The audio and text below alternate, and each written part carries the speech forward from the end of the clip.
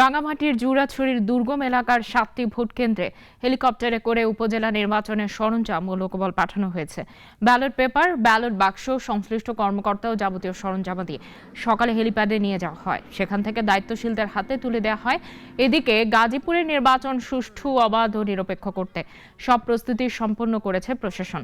দুপুরে জেলা প্রশাসক আবুল ফাতে মোহাম্মদ শফিকুল ইসলাম প্রেস ব্রিফিংয়ে কথা বলেন।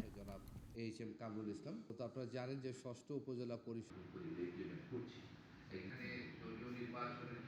কেন্দ্রের আশেপাশে প্রভাব বিস্তার করতে পারে এমন ব্যক্তি আমরা আইডেন্টিফাই করে রেখেছি।